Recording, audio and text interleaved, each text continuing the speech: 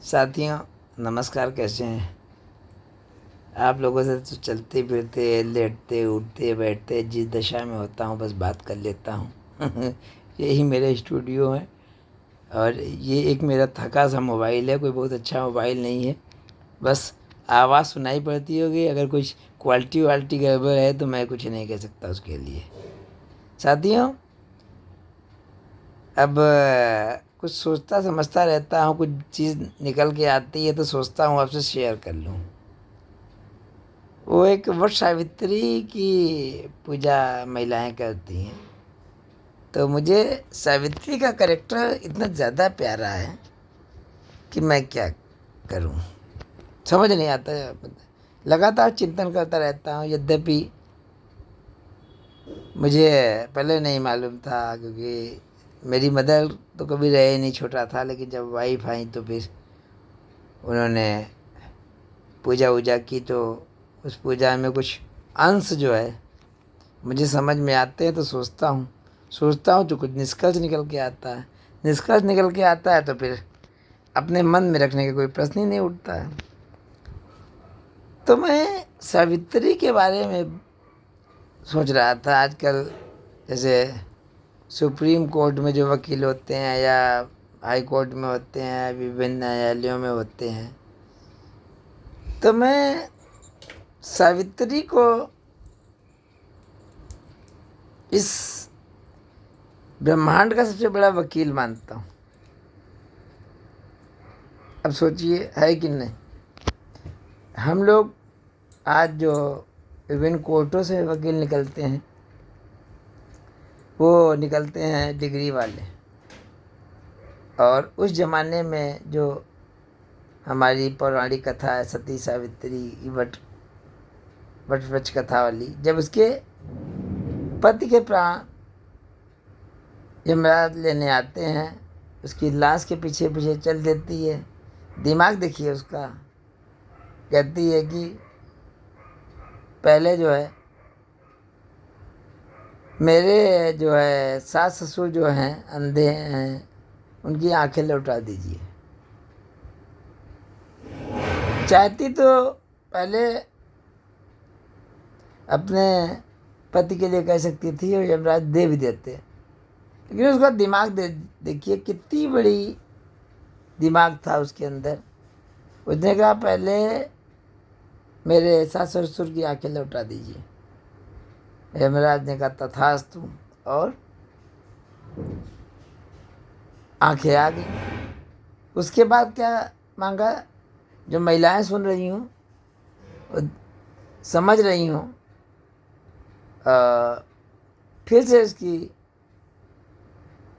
कथा पढ़ें एक बार कि महिलाएं, और सोचे समझे। खाली एक दिन कथा पढ़ लेने मात्र से कुछ नहीं होता, लेकिन उसमें चिंतन होना चाहिए कि 15 मिनट की कथा कोई काम खत्म। अगर जीवन में अमल में कोई चीज़ ना लानी जाए तो बेकार है वो चीज़। खैर, इसके बाद सावित्री ने कहा मेरे ससुर का जो राज किसी राजा ने हड़प लिया है, उसको वापस कर दीजिए।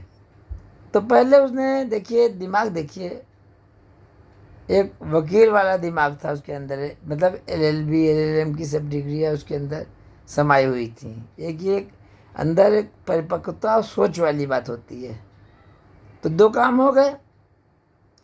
पहला काम, ससुर सास का पूरा जो काम था वो हो गया। अब उसके बाद बचा, अब एक तीर से देखिए सबसे बड़ा जो ब्रेन कहाँ पे इस्तेमाल किया। क्या बहनों जो आप लोग कथा का रखती हैं, आपने कभी सोचा है कि सावित्री क्या है? मात्र पूजा है या सावित्री एक पूरी फिलॉसफी है? इसके बाद कहा कि मेरे 100 पुत्र। अच्छा, यमराज तो अपने झोंके में थे, सावित्री से पीछा छुड़ाने की कोशिश कर रहे थे। अब यमराज भले ही बहुत दिमागदार हो, लेकिन यहाँ पर सावित्री ने उनको उलझा दिया। जो